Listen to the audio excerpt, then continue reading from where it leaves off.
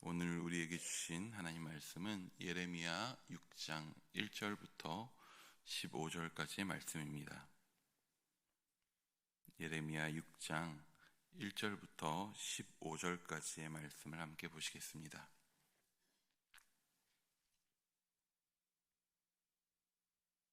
예레미야 6장 1절에서 15절까지의 말씀을 우리 한 절씩 교독하시겠습니다. 베냐민 자손들아, 예루살렘 가운데로부터 피난하라. 드고아에서 나팔을 불고 벳하게렘에서 깃발을 들라. 재앙과 큰 파멸이 북방에서 엿보아오미니라. 목자들이 그 양떼를 몰고 와서 주위에 자기 장막을 치고 각기 그 처소에서 먹이리로다.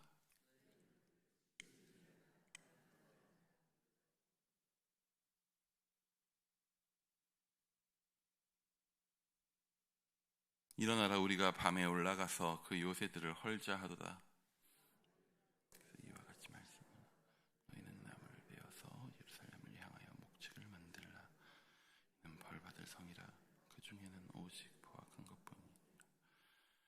샘이 그 물을 솟구쳐냄같이 그가 그 악을 드러내니 폭력과 탈취가 거기에서 들리며 질병과 살상이 내 앞에 계속하느니라.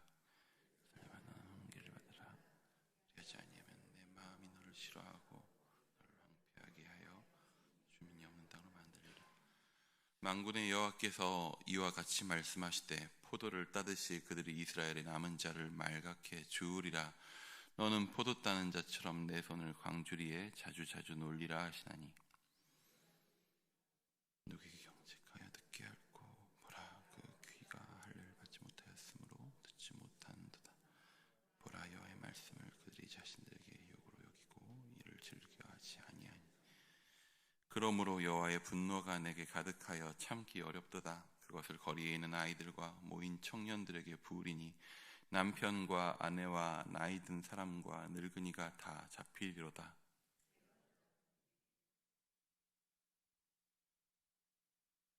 아내가 타인의 소유로 이전되리라. 여호와의 말씀이니라. 이는 그들이 가장 작은 자로부터 큰 자까지 다 탐욕을 부리며 선지자로부터 제사장까지 다 거짓을 행함이라. 평강하다, 평강하다 하나 평강이 없다. 함께 읽습니다. 그들이 가증한 일을 행할 때에 부끄러워하였으니 아니라도 조금도 부끄러워하지 않을 뿐 아니라 얼굴도 붉어지지 않았느니라.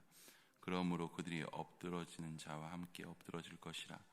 내가 그들을 벌하리니 그때에 그들이 거꾸러지리라. 여호와의 말씀이니라. 아멘. 여러분, 혹시 동물을 키워 보셨나요? 아니면 혹은 지금 애완견 혹은 애완묘와 같은 동물과 함께 지내고 계시는지요? 요즘에 점점 반려견과 반려묘에 대한 관심이 높아지고 있고, 아니 이미 사실 많이 높고, 그보다 더 많은 다양한 애완동물을 키우는 사람들도 많이 있습니다. 하지만 애완동물을 키우는 경우는 많아도 여전히 개와 고양이를 함께 키우는 경우는 또 그렇게 많지는 않은 것 같습니다. 모르겠습니다. 제가 세보진 않아서. 하지만 한 종류를 키우는 경우는 많아도 두 종류를 같이 키우는 경우가 흔치는 않습니다. 당장 개와 고양이는 사이가 안 좋지 않나요? 그래서 그런지 같이 키우면 키우기 어려워서 더 그렇겠죠. 성격 전혀 다르고 맨날 싸우기만 하는 애들 둘을 키우기는 힘드니까요. 좀 더 나아가서 혹은 집에서 설마 하니 고양이랑 햄스터를 풀어놓고 같이 키우는 집은 없을 것입니다. 햄스터를 키우면 햄스터를 키우고 고양이를 키우면 고양이를 키우는 거죠. 둘 다 같이 풀어놓고 키우면 어떻게 되겠죠? 참사가 일어나겠죠. 고양이가 쥐를 잡아먹겠죠. 그런데 어떤 한 사람이 한 커다란 울타리를 지어놓고는 거기에 자기가 사랑하는 애완동물들을 키웁니다. 근데 그 울타리에는 그 사람이 귀히 여기는 새 동물이 있는데 하나는 햄스터고 하나는 고양이고 하나는 늑대입니다. 얘들을 태어나자마자부터 한 공간에 기릅니다. 사실 그때는 괜찮죠. 그때는 태어나자마자 다 젖을 먹었을 테니까요. 그리고 서로가 서로를, 늑대나 고양이나 햄스터나 서로가 서로를 먹을 것으로 보기보다는 함께 놀이의 대상으로 보았겠죠. 그리고 그렇게 함께 놀다 보니 울타리 안에는 평화가 있었을 것입니다. 그런데 그게 뭐 얼마나 가겠습니까? 어느 날 난리가 나죠. 이 주인이 울타리에 와보니 늑대가 고양이를 잡아먹으려고 물고 있습니다. 아이쿠, 고양이를 살려야 되겠다 해서 주인이 고양이한테 달려가니 어떤 상황입니까? 또 고양이는 햄스터를 물고 있습니다. 여러분이 이 주인이라면 이 상황에서 어떻게 하시겠습니까? 애초에 나는 생각이 있는 사람이라 늑대와 고양이와 햄스터를 한 군데 넣는 행동은 하지 않겠다라고 대답하실 수도 있겠지만 이미 일은 벌어졌다고 생각해보고 그 상황에서 무엇을 하실 수 있겠습니까?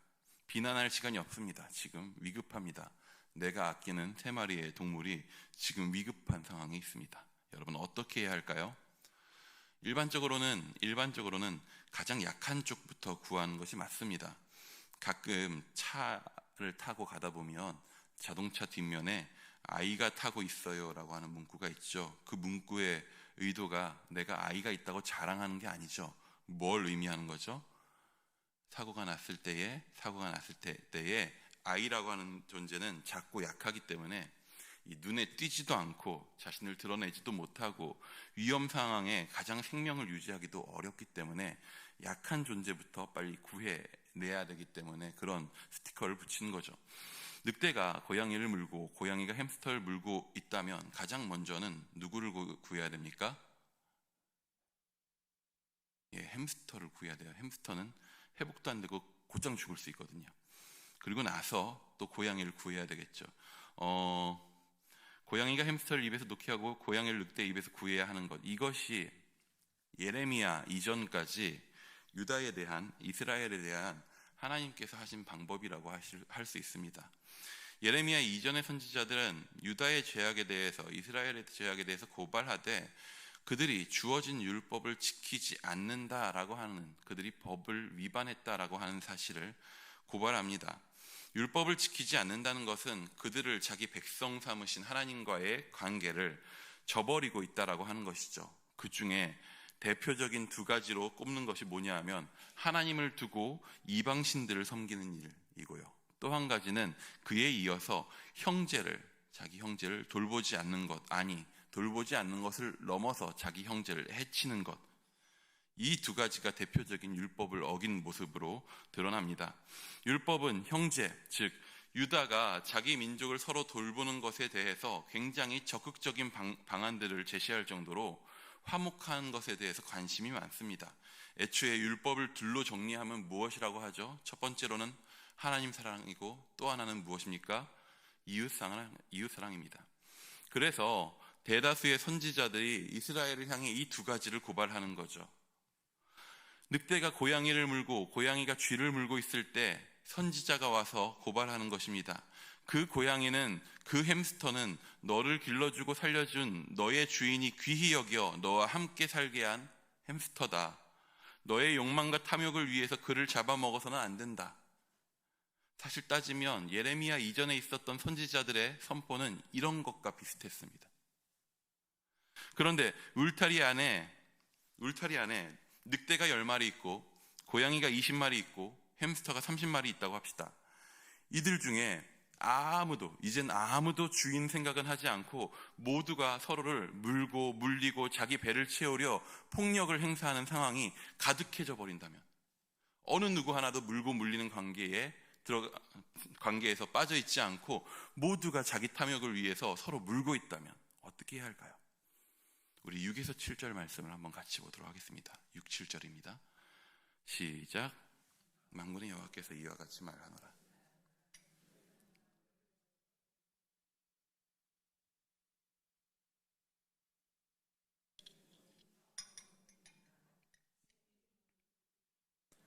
그가 그 악을 드러내니 폭력과 탈취가 거기에서 들리며 질병과 살상이 내 앞에 계속하느니라.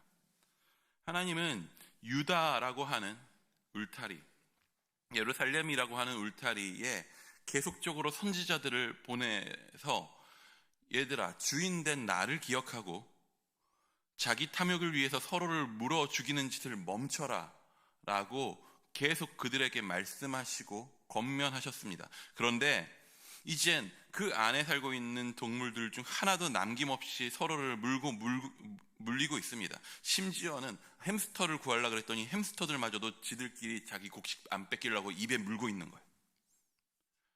그 울타리 안에 오직 포악한 것들 뿐이고, 그들의 악이 마치 저 호수공원 나가면 그 분수 아시죠? 노래하는 분수, 끊임없이 그 물이 뿜어져 나오는 그 분수처럼 쉴 틈 없이 그들의 죄악들이 솟아져 오르고 있다고 이야기합니다.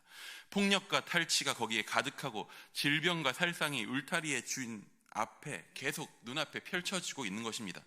서로가 물고 물리는, 수십 마리의 동물이 서로 물고 물리는 상황에서 그들을 이제 어떻게 해야 할까요? 여러분이 이 주인의 울타리의 주인이라면 어떻게 하시겠습니까?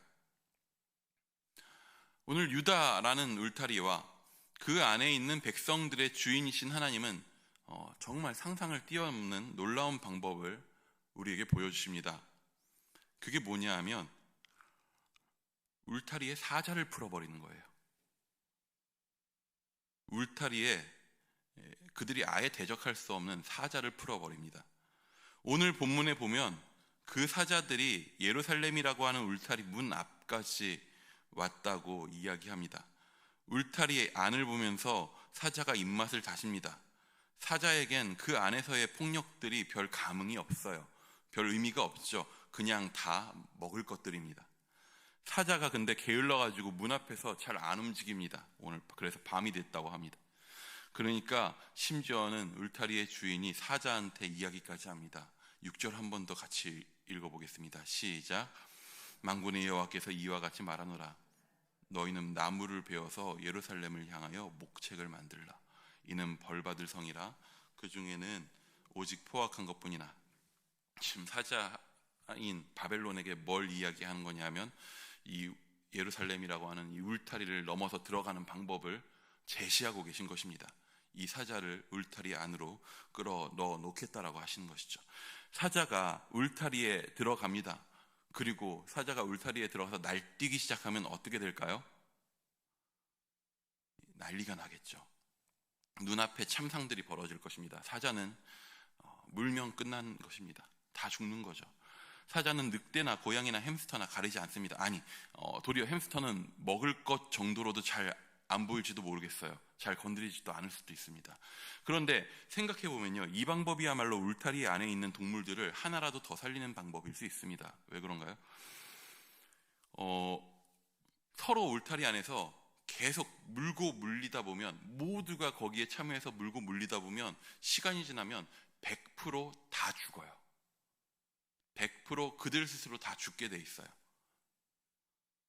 그런데 안에 들어가서 사자가 날뛰면 서로 물고 있던 것은 일단 놓을 수밖에 없어요. 그럼에도 불구하고 물고 있던 것을 안 놓겠다고, 그거를 어떻게든 물고 내가 먹겠다고 저 사자놈이랑 싸우자고 하는 예루살렘에 있었던 양반들도 있었지만, 보통은 그 위협 앞에서 빨리 입에 탐욕스럽게 물고 있던 것들을 빼고 도망가야 됩니다. 죽거나 다치거나 그런 존재들도 있었겠죠. 하지만 많이들 자기 입을 열고 도망치게 됩니다. 그렇게 되면요, 훨씬 더 많이 살아요. 사실 우리는 애초에 근본적인 질문을 할 수 있죠. 아니, 그러니 애초에 햄스터와 고양이와 늑대를 한 울타리에 둔 주인이 생각을 잘못한 것 아니냐.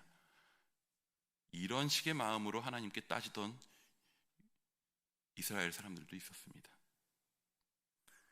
그렇게 유다가 이스라엘을 질문한다면 하나님은 이렇게 대답할 것입니다. 너네는 사람인데. 사람이 사람을 해치는 것은 결코 본성이 아닙니다. 죄로 인해 왜곡된 성품이죠. 하나님은 사람을 지으셨습니다. 사람은 하나님의 형상입니다. 하나님이 지으신 사람은 자신의 욕구 또는 탐심으로 다른 사람을 물어뜯지 않습니다. 하나님의 형상으로 지어진 아담은 하와를 향해서 사람을 향해서 내 뼈 중에 뼈, 살 중에 살이라고 이야기했습니다. 요거 그대로 얘기하면 내 몸과 같이 사랑한 것입니다. 이게 사람이죠. 그런 사람이라면 서로를 물어뜯는 것이 아닌 도리어 위험에 닥친 서로를 위해서 대신 물어뜯기기까지를 선택하는 것, 그것이 하나님을 닮은 사람됨이죠. 망가진 세상, 실패한 사람들 속에서 여러분, 이스라엘은요, 사람이라는 존재가 죄악 때문에 무너졌고 모두가 그런 사람답지 못한 삶을 살고 있는 세상 속에서 이스라엘은요, 그런 존재, 사람됨, 하나님의 형상을 회복한 사람됨을 회복한 그런 존재로서 이 땅 가운데 부름받았었습니다. 율법은요, 하나님 사랑에 이어지는 서로 사랑을 가르쳤고, 이제 남은 유다, 북이스라엘은 사라졌고 남아있는 유다는요, 그 모습을 살아내어서 세상 속에서 하나님의 형상으로 사는 민족은, 하나님의 형상인 사람들은 어떤 모습인가 라고 하는 것을 온 세상에 증거하는, 증명하는 하나의 형상이었습니다. 하지만 그들은 욕망에 따라 세상이 하는 대로 서로가 서로를 물어뜯었고, 힘 있는 자들이 힘없는 자를, 더 힘없는 자가 또 더 힘없는 자를 물어뜯었습니다. 하나님의 형상을 회복하는 사람이 되기보다는 늑대가 되었고 고양이가 되었고 햄스터가 되어서 자기들끼리 서로 물고 물면서 싸웠습니다. 그리고 여러분, 이러한 모습, 사람들이 모여서 이렇게 살아가는 모습은 사실 우리가 사는 세상 중에서도 놀라운 일은 아닙니다. 물고 무는, 뜯기고 뜯기는 정글 같은 세상을 우리는 매일매일 보고 살죠. 그러면서도 놀랍게도 그 와중에 생존의 방법으로 내가 늑대가 되고 내 자녀들이 늑대가 되게 하기 위해서 애쓰는 삶을 살기도 합니다. 주의 형상으로 부름받은 그리스도인들은 다르게 살아가고 있습니까? 하는 질문을 우리는 스스로 해보아야 합니다. 그런 유다에 하나님은 바벨론이라고 하는 사자를 풀어놓으실 것입니다. 이것은 맞습니다. 심판이죠. 심판입니다.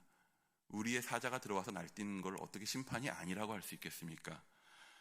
사자가 쳐들어와서 늑대를 물고 고양이도 물고, 실제로 보면 햄스터는 냅둡니다. 별 가치가 없어서. 포로로 잡아가지도 않았죠, 그런 존재들은. 근데 따지고 보면 이것은 심판임과 동시에 유다를 위한 최선의 극약 처방이기도 했습니다. 그래서 맞서지 말라고 합니다. 맞서 싸우지 말라고 합니다. 맞서 싸우겠다라고 하는 마음 자체가 무엇입니까? 오늘 내가 물고 있는 이것에 대한 나의 권리를 지키겠다, 내 욕심을 지키겠다라고 하는 말밖에 되지 않습니다. 도리어 말씀하십니다. 도망쳐라. 서로 물고 물리는 그 자리를 포기하고 너의 탐욕의 입을 열고 차라리 포로로 잡혀가서 거기서 다시 시작해라. 예레미야는 우리가 멸망을 선포한 선지자라고 이야기합니다. 하지만 이번에 이 기회를 통해서 예레미야서를 묵상하면서 예레미야를 조금 다르게 보게 되었습니다. 예레미야는 온전한 회복을 꿈꾸며 밭을 뒤엎는 이야기입니다. 사자로 인해 흩어지고 무너지게 된 이스라엘은 결국에 그 땅으로 다시 돌아오게 될 것입니다. 하지만 예레미야를 통해서 이스라엘에게 선포하고자 하는 회복은 그 정도가 다가 아니었습니다. 예레미야는 훨씬 더 상상하지 못할 정도의 놀라운 회복을, 하나님이 말씀하시는 회복을 계속적으로 선포합니다. 이스라엘은 그 땅으로 다시 돌아올 것이고, 그 땅과 주변에는 이제는 햄스터와 고양이와 늑대뿐만 아니라 사자와 곰과 표범까지 같이 날뛰면서 물고 물리는 시대가 올 것입니다. 이스라엘이 포로에서 귀환한 후에 수많은 이방 민족들이 다시 또 점령하고 싸우고 그 주변이 이방인들의 터전으로 만들어지고 다 섞여서 살게 되겠죠. 그러한 와중에 햄스터와 고양이와 늑대와 사자와 곰과 표범이 물고 물리는 그 세상 속에 하나님께서는 무엇을 하시냐 하면 사람을 보내실 것입니다. 그리고 그 사람은 물고 물리는 세상 속에 들어가서 서로가 서로를 물지 못하게 하면서 도리어 그 이빨이 서로가 아닌 자신을 향하게 합니다. 자신을 물게 합니다.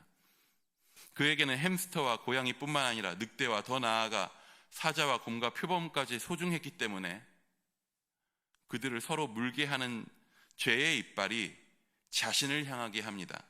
그리고 이를 통해 세상을 향한 하나님의 사랑을 보여주실 것입니다. 우리는 그 사람 예수 그리스도를 통해 하나님이 어떤 분이신지 보게 됩니다. 사람이란 그런 존재입니다.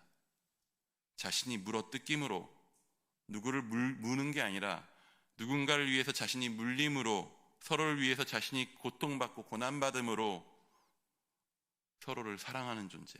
하나님은 사람을 그렇게 지으셨고 이스라엘이 그런 존재가 되기 원하셨고 성도가 그렇게 살아가기 원하십니다. 그리고 하나님은 예레미야를 통하여서 끊임없이 그것이 회복될 날에 대한 선포를 반복하십니다. 우리는 그 사람 예수 그리스도를 통해 하나님을 보게 되었고, 그리고 그 한 사람의 몸으로 부름받아 교회가 되었습니다. 폭력과 탈취가 가득하고 여전히 그에 대한 부끄러움도 없는 세상 속에서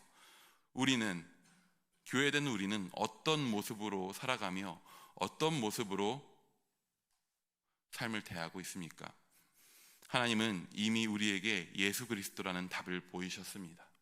오늘 우리는 고양이가 되기 위해서, 늑대가 되기 위해서 애쓰고 있는지, 아니면 참 사람으로 우리 가운데 하나님을 보이셨던 예수 그리스도를 닮기 위해서 살아가고 있는지 돌아보며 우리의 삶을 통해 주의 몸된 교회인 우리를 통해서 세상 가운데 하나님의 사랑이, 그 영광이 드러날 수 있기를 축원합니다.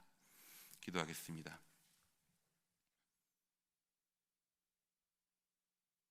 주여, 주님께서는 심판 이후 온전한 회복을 이루셨고 그 온전한 회복의 증거로 우리를 부르셨음을 압니다. 하지만 주여, 여전히 우리는 그 회복이 내 탐욕을 채우기 위한 것인 줄로 가끔씩 착각하고, 그래서 그거 받아 먹은 뒤, 주인이 주는 귀한 음식 받아 먹은 뒤 또 남의 것 먹고자 그렇게 늑대가 되려고 애쓰며 살아가고 있진 않은지 주님 돌아봅니다. 세상이 그렇게 살아가는 대로 나도 그렇게 살고 내 자녀도 그렇게 크라고 응원하고 있진 않은지 주님 돌아봅니다. 주여, 우리로 주께서 참으로 자신의 형상으로 지으신 사람답게 살게 하여 주시옵소서. 참 사람 대신 예수 그리스도 닮아 살게 하여 주시옵소서. 오늘의 삶 가운데에서 무는 삶이 아니라 누군가를 위해서 물리더라도 이웃을 사랑하고 예수 그리스도의 마음으로 주의 몸된 교회로서 오늘 하루를 그렇게 주와 함께 살아갈 수 있는 그 크신 은혜를 우리 가운데 허락하여 주시옵소서. 예수님의 이름으로 기도드립니다. 아멘.